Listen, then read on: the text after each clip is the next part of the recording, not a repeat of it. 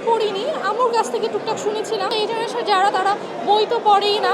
এখনকার জেনারেশন, আমাদের জেনারেশন অবশ্যই জানা দরকার, দেখা দরকার, শোনা দরকার। এসেছিলাম রোহিত দেখতে, কিন্তু দেখতে পারিনি। অনেক মানুষ, অনেক ভিড় হয়, মানে পুরো অবস্থা খারাপ। পরবর্তী মুভির জন্য ওয়েট করছি, সেটাও দেখতে পারবো কিনা বুঝতে পারছি না। দেখা হয়নি ফার্স্ট টাইম।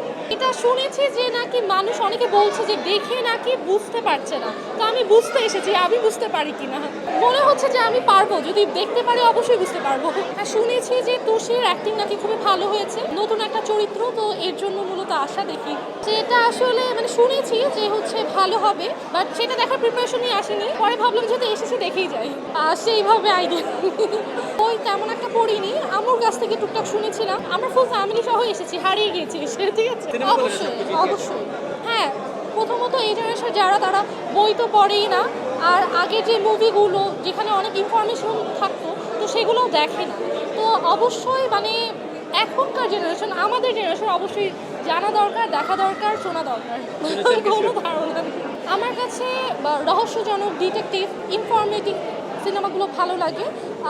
সত্যি বলতে মানে মেইন কাহিনী যেগুলোর প্রেম, সেগুলো আমার ভালো লাগে না।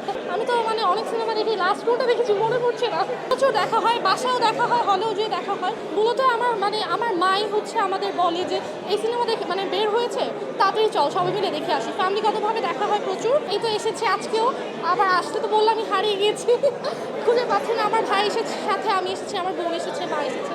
রায়হান রাফির নায়ক হিসেবে তো বলতে গেলে চঞ্চল চৌধুরী তো অসাধারণ অভিনয় করে, মোশাররফ করিম। শেষের দিকে একটা সিনেমা বের হয়েছিল, অবশ্যই আশা করি ডেভেলপ হবে। একটা জিনিস আমি খেয়াল করে দেখলাম যে একই নায়ক নায়িকা তারাও অভিনয় এর আগেও করেছে, যে সিনেমাগুলো আমাদের ভালো লাগে, কিন্তু এখন আবার তারাই করছে, কিন্তু ভালো লাগছে। তো আমি যতটুকু মনে করি পরিচালনাটা যত উন্নতি হবে, সিনেমাও তত উন্নতি হবে।